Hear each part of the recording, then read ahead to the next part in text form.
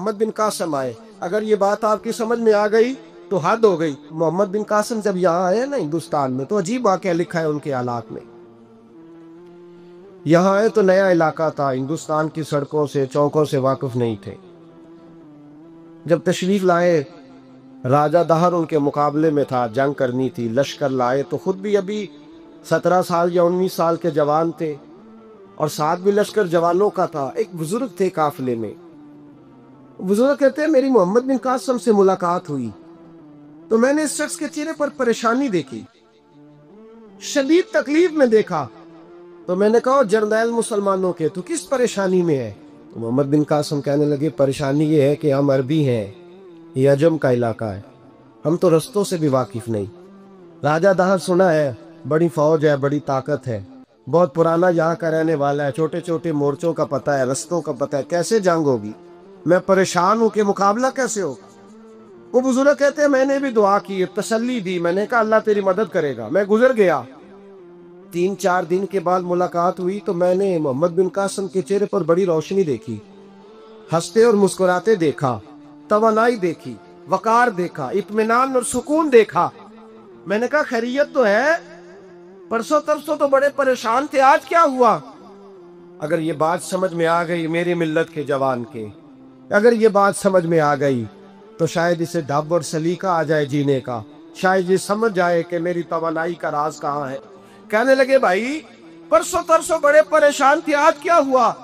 جواب دیا کہ تاریخ بنا دی. اس 17 سال کے جوان نے تاریخ بنا دی. کہنے لگا میں بے فکر ہو گیا ہوں، راجہ دہر میرا مقابلہ نہیں کر سکتا، وہ 2 دن نہیں کھڑا ہو سکتا میرے سامنے. کا وجہ کیا ہے؟ محمد بن قاسم کہنے لگے میں نے تحقیق کی ہے، مجھے پتا چلا ہے کہ راجہ دہر ذہن کا گندا ہے، نظر کا ناپاک ہے، وہ سینے بند کا برا ہے. مجھے پتا چلا ہے وہ تو چچا زاد بہن کو نہیں چھوڑتا، وہ تو خالہ زاد پہ بری نظر رکھتا ہے. مجھے پتا چلا ہے کہ اس کے تو اپنے علاقے کی عورتیں اس کی نظر سے محفوظ نہیں ہے. کہنے لگا جو گندی نظر کا جوان ہوتا ہے وہ کسی میدان میں نہیں ٹھہر سکتا. کہنے لگا میری 17 اور 19 سال کی جوانی ہے، مجھے قسم ہے گنبد خضرا کی، میں نے جب بھی دیکھا ہے یا مصطفیٰ کا درود دیکھا ہے یا رسول اللہ پہ نازل ہونے والا قرآن دیتا ہے. میرا مقابلہ کیسے کرے گا؟ میرے مقابلے میں کیسے آئے گا؟ جو نظر کا گندا ہو، کردار کا ناپاک ہو، وہ کسی کے مقابلے میں آ سکتا؟ اور ملت کے جوان یاد رکھ، جب تک نظریں ناپاک ہوتی ہیں اس وقت تک وجود کمزور ہوتے ہیں. جب تک نظریں ناپاک ہوتی ہیں ارادوں میں دراڑیں ہوتی ہیں. جب نظریں ناپاک ہوتی ہیں پھر عقیدے متزلزل ہوتے ہیں. جب نظریں ناپاک ہوتی ہیں پھر انسان کوئی بھی مہم سر نہیں کر سکتا. اور جب نظر پاک ہوتی ہے، حضرت عبداللہ بن حذافہ جہاد کر رہے تھے، روم کے عیسائیوں نے گرفتار کر لیا. 1000 آدمی نے مل کے پکڑا، گرفتار نہیں ہوتے تھے صحابی. 1000 آدمی نے گھیرا ڈالا، گرفتار کر کے لے گئے. اور جب بادشاہ کے سامنے گئے تو وزیر کہنے لگا بادشاہ بندہ بڑے کام کا ہے، اگر ہمارے قابو آ گیا تو فائدہ دے گا. صحابی ہیں حضرت عبداللہ بن حذافہ، حضرت فاروق اعظم کا زمانہ ہے، اگر قابو آ گیا تو فائدہ دے گا.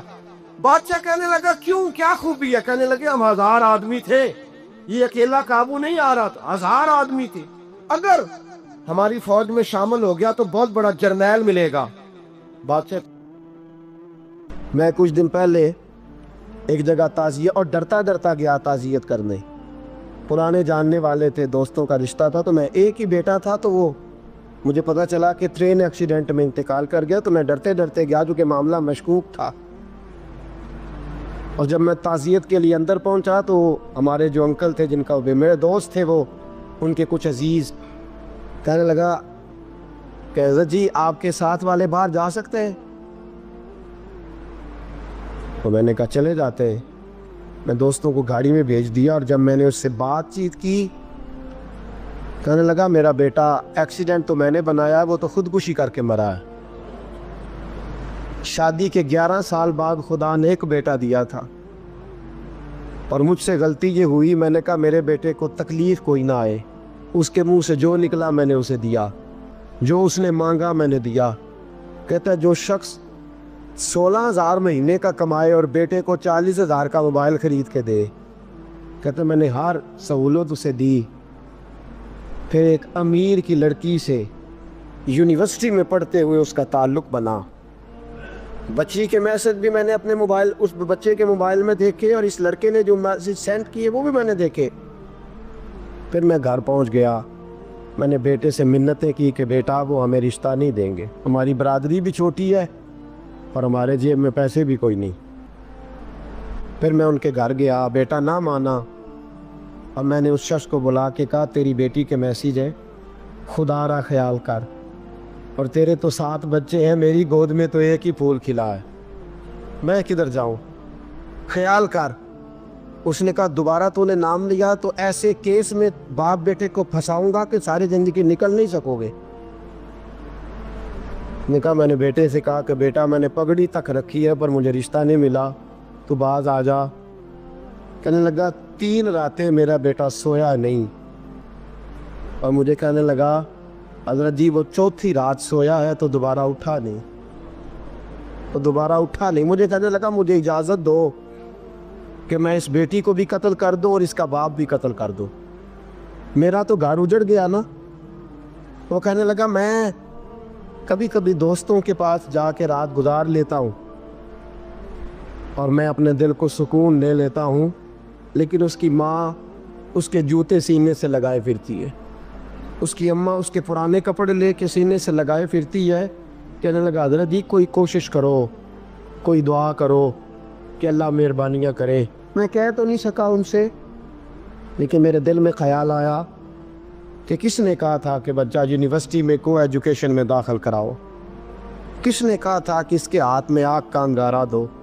میرے دوست, آپ تیز آنچ تیز آگ جلا کے اس کے قریب مکھن رکھو اور پھر مکھن سے کہو کہ ڈلنا نہ, پھر مکھن سے کہو کہ پگھلنا نہ. بھئی تیز آگ قریب جلا دی اور تو کہتا ہے پگھلنا, یہ کیسے ممکن ہے؟ ہو سکتا ہے؟ بولیے نا, ہو سکتا ہے؟ لڑکا اور لڑکی کٹھے کالج میں پڑھیں, ایک کمرے میں رہیں, ایک چھت کے نیچے رہیں, ایک دوسرے کو دیکھیں, نام جانے, فون نمبر پاس ہوں, اور پھر کہنا کہ تم عشق کا چکر نہ لڑانا, کیسے ممکن ہے؟ اور بڑے سیانے بندے کہتے ہیں حضرت صاحب اعتماد ہونا چاہیے اولاد پہ.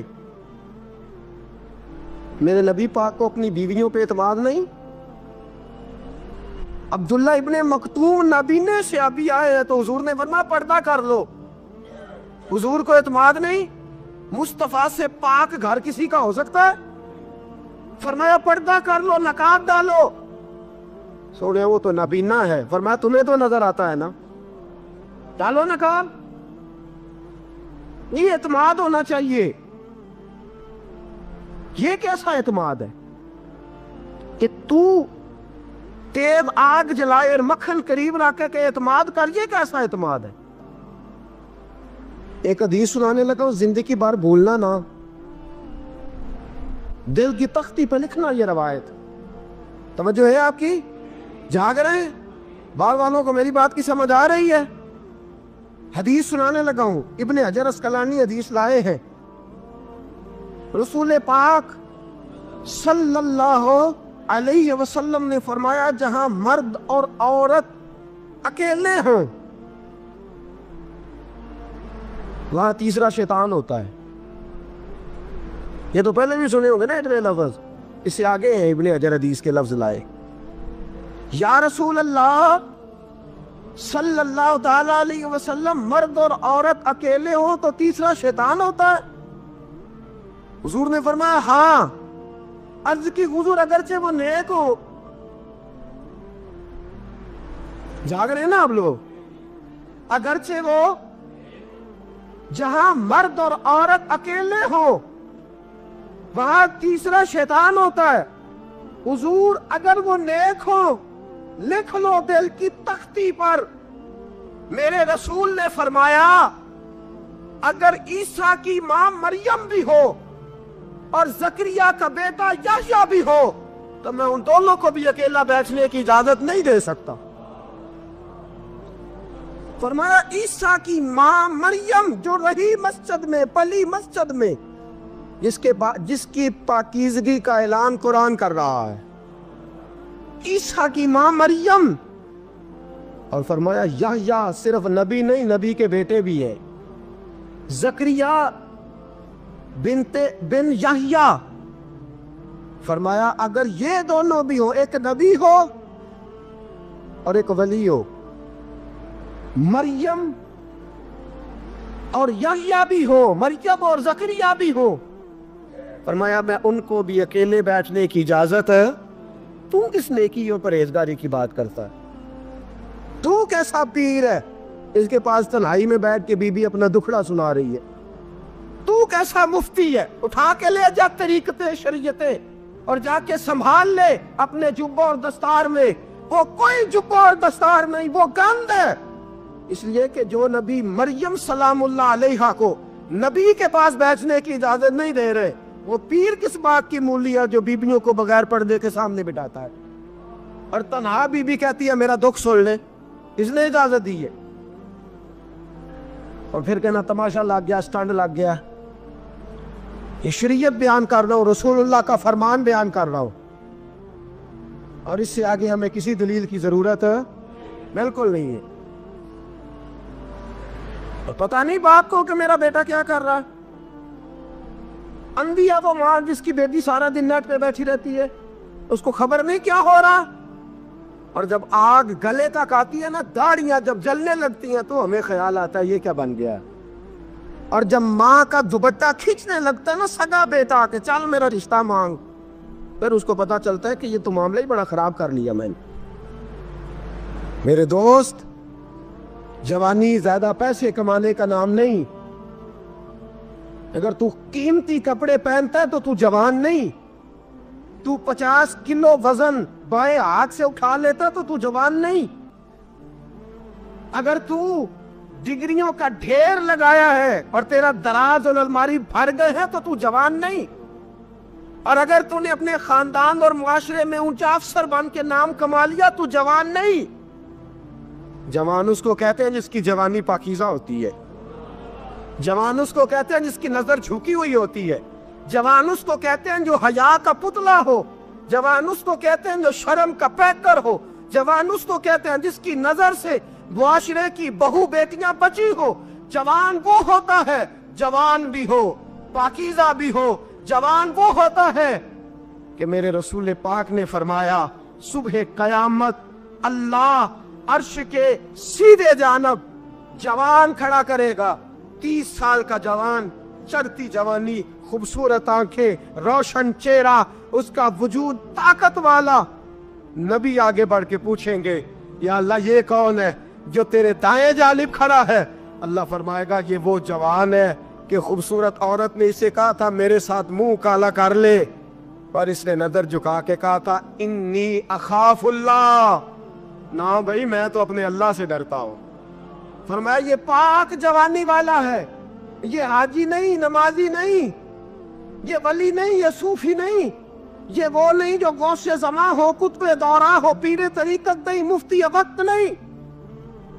یہ خالی جوان ہے پر پاک جوانی لے کے آیا، یہ خالی جوان ہے پر پاکیزہ جوانی لے کے آیا، یہ خالی جوان ہے پر اس کی نظروں میں حیا بڑی ہے، یہ پاک۔ یہ کیا تماشا لگ گیا عشق کا چکر۔ اور آج جتنی مصیبتیں کھڑی ہوئی ہیں اس عشق مجازی کے روگ نے کھڑی کر دی ہیں۔ ہر جوان، ہمارا ایک بچہ تھوڑے دن پہلے ہی اس علاقے کا محمد طیب نام کا شہید ہو گیا۔ وہ ایک کونے میں رہنے والا، ایک محلے میں ایک چھوٹے سے کونے میں رہنے والا بچہ تھا نا، میرے ساتھ دوست موجود ہے، صبح سے لے کر ساری رات میں افسوس کرتا رہا میں جنازے میں کیوں نہیں گیا، میں جنازے میں کیوں نہیں گیا۔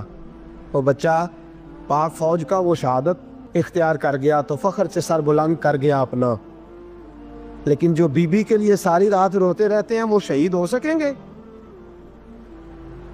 جو ساری رات ٹھنڈ میں کھڑے ہو کے عورت کے ساتھ گفتگو کرتے رہتے اور جو سارا دن دل میں گند رکھتے ہیں بی بی کے لیے، ان کے ہاتھ میں تلوار آئے گی؟ یہ بہو بیٹیوں کی عزتیں بچا سکیں گے؟ عافیہ صدیقیہ جیلوں میں جل گئی امریکہ کی، اور وہ جب بھی خاطر لکھتی تھی کہتی تھی کوئی محمد بن قاسم نہیں بچا، وہ کہتی تھی کوئی شہابالدین غوری نہیں بچا، اور وہ جب بھی، اب تو خیر اس کا ذہنی توازن ہی کام کرنا چھوڑ گیا، وہ بی بی جب بھی خط لکھتی تھی نا اہل پاکستان کو تو کہتی تھی پاکستان والوں بتاؤ کیا تمہارے اندر کوئی بھی خالد بن ولید کا ماننے والا نہیں؟ کیا کوئی نہیں تمہارے اندر جو علی کے نام کا نعرہ لگانے والا ہو؟ کوئی نہیں بچا جو فاروق اعظم کی سیرت کو فالو کرنے والا ہو؟ کوئی لاؤ جس کے ہاتھ میں تلوار ہو اور مجھے سمجھ آئے کہ یہ وہ ہے جو حسن اور حسین کا نام لینے والا ہے۔ کوئی نہیں بچا، اس لیے کہ گندگی دماغ میں، گندگی دل میں، گندگی روح میں تو اس کام کے لیے آیا تھا۔ شہر میں بلند ہونا کامیابی کی علامت سمجھنے لگے۔ اس کا نقصان یہ ہے کہ معاشرے میں دو چیزیں روز بروز بڑھتی چلی جا رہی، ایک ہے بے حیائی، فحاشی، عریانی۔ روز ایک نیا دروازہ کھلتا ہے اس کا، روز نیا دروازہ کھلتا ہے۔ اب تو ایک نیا لیبل لگ گیا ہے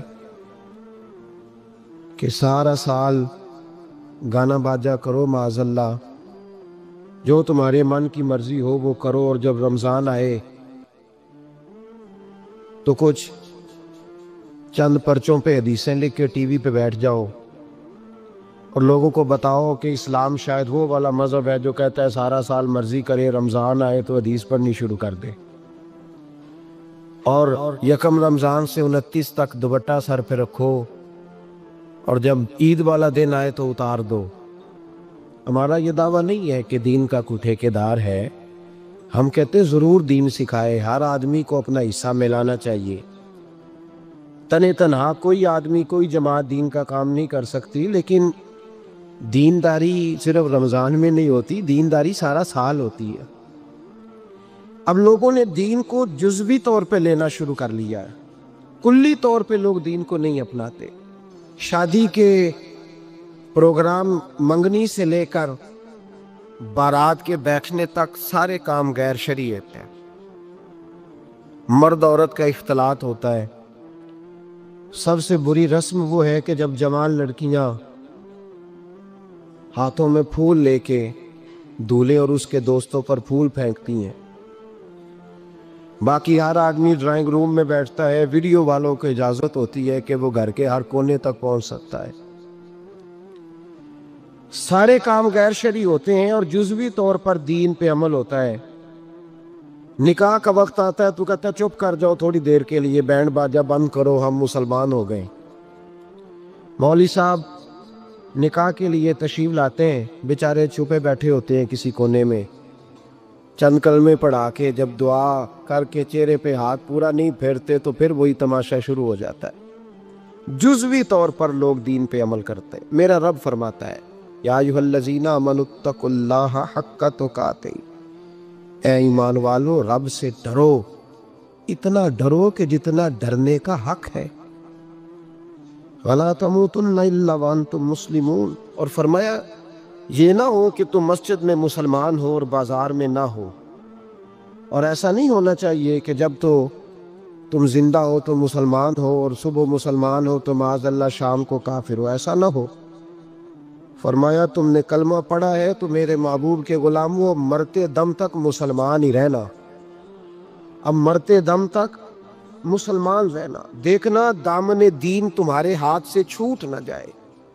دو باتیں عام ہو گئی ہیں امت مسلمہ، عام، ایک فحاشی عریانی عام ہے، اور روز بروز اس کا نیا رنگ ہے۔ اب تو میں نے کہا مذہب کا ساتھ لوگوں نے تھوڑا سا ذائقہ لگا لیا، کہتے ہیں نہیں رمضان میں نمازیں پڑھ لیں گے، خیر ہے، بچ جائیں گے، چھٹی ہو جائے گی۔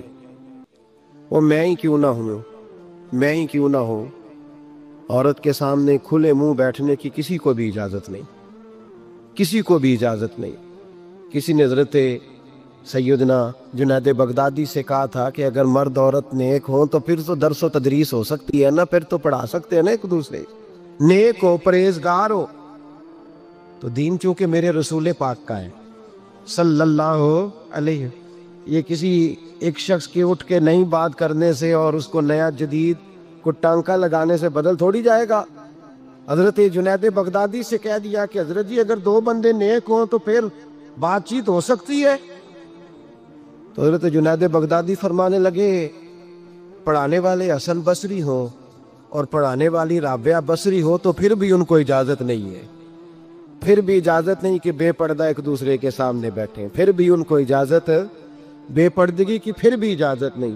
اور میرے اعلیٰ حضرت امام اہل سنت فاضل و محدث بریلوی، دین کا اتنا بڑا سپاہی آپ کو ڈھونڈنے سے نہیں ملے گا جتنا اللہ نے بریلی میں بڑا پیدا فرمایا ہے۔ اور ہر محاذ پر کسی نے کہا حضرت جی بے پردہ بی بی مزار پہ جا سکتی ہے، اجازت ہے؟ تو قلم ہے بریلی کے بادشاہ کا اور رضا کے نیزے کی مار ہے کہ عدو کے سینے میں غار ہے۔ کیا فرماتے اعلیٰ حضرت؟ آپ فرماتے کیا پوچھا تم نے، بے پردہ عورت مزار پہ پیر کے پاس جا سکتی ہے؟ میں یہ نہ پوچھو، احمد رضا سے یہ پوچھو کہ جائے گی تو لانتے کتنی برسیں گی، یہ والا سوال پوچھو۔ عام ہے بے پردگی، عام، کھلے عام۔ اور میرے بھائی لوگ کہتے ہیں جدید ہونا چاہیے، یاد رکھو اسلام فقط گناہ سے منع نہیں کرتا، اسلام وہ دروازہ ہی بند کرتا ہے جس رستے سے گناہ ہو سکتا ہے، وہ دروازہ ہی بند ہے۔ کہا مرد اور عورت کو ایک دوسرے کا چہرہ دیکھنے کی اجازت ہی نہیں۔ میرے رسول کریم صلی اللہ علیہ وسلم نے فرمایا زنا صرف مرد اور عورت کی خلوت صحیحہ کا نام تھوڑی ہے، فرمایا جس نے اپنی آنکھ کو گندا کیا وہ آنکھ کا زانی ہے، اور جس شخص نے اپنے کان سے بری بات سنی وہ کان کا بدکار ہے، اور محبوب فرماتے ہیں جس نے اپنی آنکھوں سے بری چیز کو دیکھا وہ آنکھ کا، اور جس نے بول کا لذت کا یہ سامان فراہم کیا وہ زبان کا زانی ہے، اسے بھی قیامت کے دن اسی طرح پوچھا جائے گا جس طرح زانی کو پوچھا جائے گا۔ میرے بھائی امت مسلمہ کا وقار، میرے رسول کریم علیہ الصلوۃ والسلام کے غلاموں کے دلوں میں شرم و حیا بھر دیا گیا۔ علامہ واقعی کہتے ہیں حضرت سعد بن ابی وقاص نے مدائن فتح کیا۔ مدائن کا ایک شہر تھا، اس کی بڑی بڑی اونچی بلڈنگیں تھیں، جو آدمی بھی جاتا تھا وہ سب سے پہلے جس شہر کی کوئی چیز معروف ہوتی ہے لوگ اس کو دیکھتے ہیں، اونچی اونچی بلڈنگیں تھیں، سب سے زیادہ اس شہر کے لوگوں نے اونچے مکانات اور زیادہ تعمیرات کر رکھی تھیں۔ حضرت سعد بن ابی وقاص لشکر لے کے گزرے تو لشکر میں بوڑھے لوگ نہیں ہوتے، جوان لوگ ہوتے، توانا لوگ ہوتے، اور بڑے جیدار سپاہی تھے، 10,000 صحابہ کی جماعت تھی، حضرت سعد بن ابی وقاص امیر لشکر تھے۔ اب عیسائیوں نے ایک چال چلی، انہوں نے کہا مسلمان جب بازار سے گزریں گے لڑائی تو ہم ان کے ساتھ لڑ نہیں سکے، ہم وہ والا طریقہ اختیار کرتے ہیں کہ مسلمان قابو میں آ جائیں گے، ہم عورت کو بطور تیر کے استعمال کرتے ہیں، ہم اس کو بطور جال کے پھینکتے ہیں۔ کیا کیا؟ عورتوں کے ہاتھوں میں پھول دیے، پلیٹیں پکڑائیں، بلڈنگوں کی چھتوں پہ کھڑا کر دیا، فرمایا تم ان پر پھول پھینکنا، اگر 2-4 سپاہی بھی ہم اپنے قابو میں کرنے میں کامیاب ہو گئے تو درار تو پڑ گئی نا، تم ان پر پھول پھینکنا۔ یہ دیکھیے رسم چلی کہاں سے، ہم نے اپنا لی ہے، چلی کہاں سے اور ہم نے اس کو اخذ کر لیا، رواج بن گیا۔ حضرت سعد بن ابی وقاص رضی اللہ تعالیٰ عنہ جب اس بازار سے گزرے تو آگے آگے امیر لشکر کا گھوڑا تھا، پیچھے 10,000 صحابہ گھوڑوں پہ بیٹھے۔ حضرت سعد بن ابی وقاص سے نظر اٹھا کے دیکھا تو عورتیں تو کھڑی ہیں، پھول لیے، کفر کی چال کو سمجھ گئے کہ یہ بے حیائی کا جال پھینک کے ملت کے جوانوں کے دلوں سے غیرت ایمانی چھیننا چاہتے ہیں، یہ مسلمانوں کے دلوں سے تقوی کی روشنی چھیننا چاہتے ہیں، یہ قرآن پاک کا سرور اور عبادت کا نور چھیننا چاہتے ہیں، یہ بے حیائی کا کلک لگا کے ان کے دلوں سے رسول اللہ کا درود چھیننا چاہتے ہیں، یہ محبت رسول کے سوتے خشک کرنا چاہتے ہیں۔ جب دیکھا تو فوری طور پہ گھوڑے پہ چڑھے اور جناب سعد نے قرآن پڑھنا شروع کر دیا۔ وَقُلْ لِلْمُؤْمِنِينَ يَغُضُّوا مِنْ أَبْصَارِهِمْ، کہا مومنو تمہارے رب نے تمہارے نبی کی زبان سے تمہیں حکم دیا ہے کہ تم نے نظریں نیچی رکھنی ہے۔ جب حضرت سعد بن ابی وقاص نے آیت پڑھی تو صحابہ کہتے ہیں میں یوں لگا کہ جیسے ابھی آیت نازل ہو رہی ہے اور سیدھی دلوں سے ٹکرا رہی ہے۔ 10,000 کا لشکر گزر گیا عورتیں پھول پھینکتی رہیں، لیکن کسی ایک صحابی نے بھی نظر اٹھا کے نہیں دیکھا۔ جب لشکر گزرا تو ان بیویوں نے پلیٹیں پھینکی اور کہنے لگی عیسائیوں تم کتنے نالائق اور کس قدر بڑے تم بد تہذیب ہو کہ اپنی عورتیں استعمال کرتے ہو لوگوں کو قابو کرنے کے لیے، کس قدر تم زیادہ غیرت سے گرے ہوئے ہو۔ اور یہ کتنا اعلیٰ طبقہ ہے کہ ہم دادے توجہ دیتی رہیں، انہوں نے پلٹ کے نہیں دیکھا، کہنے لگے تم جھوٹے ہو۔ اور جس رسول کے غلام اتنے اعلیٰ درجے کے پائے کے حیا والے ہیں وہ نبی کتنی شان والا ہوگا۔ بیویوں نے کلمہ پڑھنا شروع کر دیا۔ بھائی یاد رکھیں، یہ جو آج جگہ جگہ مسلمانوں کے خلاف کفر کی سازش ہے، میری ملت کا جوان روز رات کو 10 میسج ٹائپ کرتا ہے، یہ روز رات کو 20 نمبر اپنے موبائل پہ رکھتا ہے اور فخر کے ساتھ بیان کرتا ہے، اور بڑی تکلیف کے ساتھ بات کہنی پڑتی ہے کہ اس کے ابا جی کو بھی پتا ہے کہ بچے کے موبائل میں نمبر ہیں، اس کے گھر والوں کو بھی پتا ہے، اور لوگ ہیں کہ اس کو ایک شغل سمجھ کے، ایک چھوٹا سا بچے کا شوق سمجھ کے اس کو درگزر کر رہے ہیں۔ تجھے پتہ نہیں کہ جب انسان کی یہ سوچ ہوتی ہے، جب اس کا یہ نظریہ ہوتا ہے تو ایمانی قوتیں کتنی زائل ہوتی ہیں۔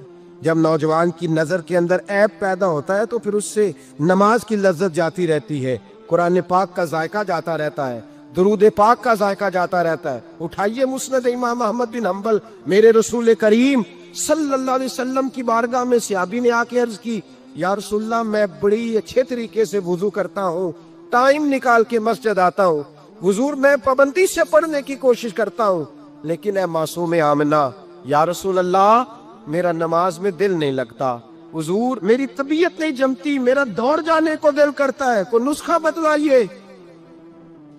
محبوب نے فرمایا تو اپنی نظر کو پاک کر لے، تیرے نبی کا وعدہ ہے تیرا نماز میں دل لگنا شروع ہو جائے گا۔ اپنی نظر میں پاکیزگی پیدا کر۔